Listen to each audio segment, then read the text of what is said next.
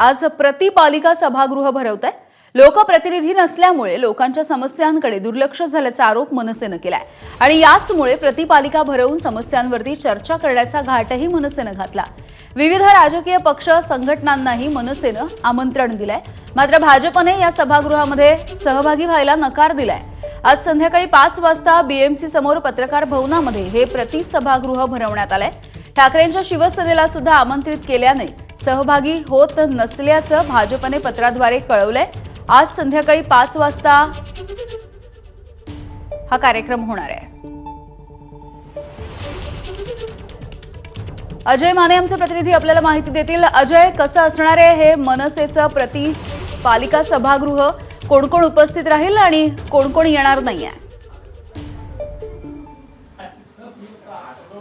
यामिनी, आपण जर पाहिलं तर मुंबई महापालिकेच्या समोरच जे ते हे प्रतिपालिका सभागृहाचा आजचा हा कार्यक्रम जो आहे तो पार पडेल। खरं तर महाराष्ट्र नवनिर्माण सेनेने मुंबईतील किंवा महाराष्ट्रातील जे पक्ष जे महापालिकेच्या निवडणुकीला सामोरे जातात त्या सगळ्यांनाच पत्र देऊन जे ते खुल्या मनाने आमंत्रण दिलेलं आहे की या सगळ्यांनी जे ते प्रतिपालिकेच्या सभागृहात यावं, कारण की मुंबईकरांच्या लोकप्रतिनिधींनी मागच्या 3 वर्षांपासून आणि त्या मुंबईकरांच्या समस्यांना तोडगा काढण्यासाठी आपण एकत्र यायला पाहिजे आणि त्या अनुषंगाने हा निर्णय जो आहे तो घेण्यात आलेला आहे। पण सगळ्यात पहिला चेंडू जो आहे तो भाजपने टाकलेला आणि ते म्हटले की आम्ही या सभागृहाला जो आहे ते अनुपस्थित राहणार आहोत। आम्ही मागच्या अनेक दिवसांपासून मुंबईच्या रस्त्यांवर उतरून काम करत आहोत। आशिष शेलार यांचं नाव जे आहे ते संपूर्ण पत्रात लिहिलेले आहेत। पण मुंबई महापालिकेच्या मुद्द्यांवर आणि मुंबईकरांच्या मुद्द्यावर मनसे आपल्याला जर पाहिली तर वेळोवेळी आक्रमक होताना आणि मुंबईकरांचे प्रश्न मांडताना पाहायला मिळते आणि त्यातच आता हा प्रतिपालिकेच्या सभागृहाचा मुद्दा घेऊन जे ते मनसे मैदानात उतरलेले पाहायला मिळते। खरं तर महापौर पद सुद्धा जे ते ज्येष्ठ पत्रकार संदीप आचार्य यांना देण्यात आलेलं आहे, त्यामुळे महापौर पण असणार आणि त्यासोबतच लोकप्रतिनिधी सुद्धा असणार आहे आणि मुंबईकरांच्या जीवनातील दररोजचे जे प्रश्न आहेत, ज्याला रोज मुंबईकर समस्यांना त्रासलेले असतात, त्या सगळ्या प्रश्नांवर आजपासून जे ती चर्चेला सुरुवात होईल।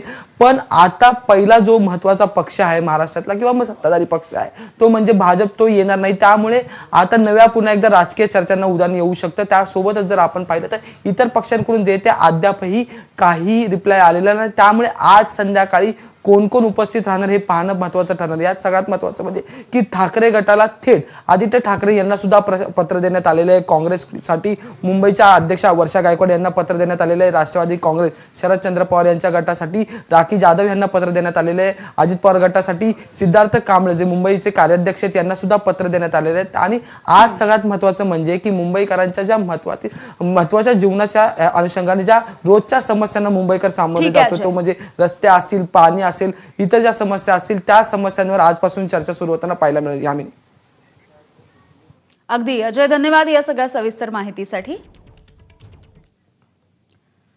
तर या सगळ्या संदर्भात संदीप देशपांडे यांनी नेमकं काय म्हटलंय ते सुद्धा बघूयात। मला वाटायचं नाही, त्यांच्या पत्रात लिहिलंय, मी वाटून काय करू। त्यांनी असं म्हटलं की तुम्ही उबाटाला बोलवले आणि उबाटाचं काय काम खराब आहे वगैरे, म्हणून आम्ही या सभागृहात येणार नाही। मला माहित नाही, म्हणजे विधानसभेच्या सभागृहात पण उभाट आहे, पण तिकडे तुम्ही बसता त्यांच्याबरोबर, इथे काय प्रॉब्लेम आहे मला कळला नाही। ठीक आहे, तो त्यांचा वैयक्तिक विषय आहे, मला त्याच्यामध्ये जायचं नाहीये। आम्ही आमंत्रित केलं, आता त्यांना यायचं नाही यायचं तो त्यांचा विषय। बाकी इतर पक्षांकडून काही अजून मला रिप्लाय आलेला नाही। तर महापालिका आयुक्तांना पण आम्ही पत्र लिहिलंय की त्यांनी त्यांचा प्रतिनिधी पाठवावा, पण त्यांच्याकडनंही अजून उत्तर आलेलं नाही। त्यामुळे मुंबईच्या प्रश्नांवर कोण किती गंभीर आहे मला असं दिसतंय। पुढची बातमी बघूयात। पहलगाम हल्ल्यामध्ये सहभागी असल्याचं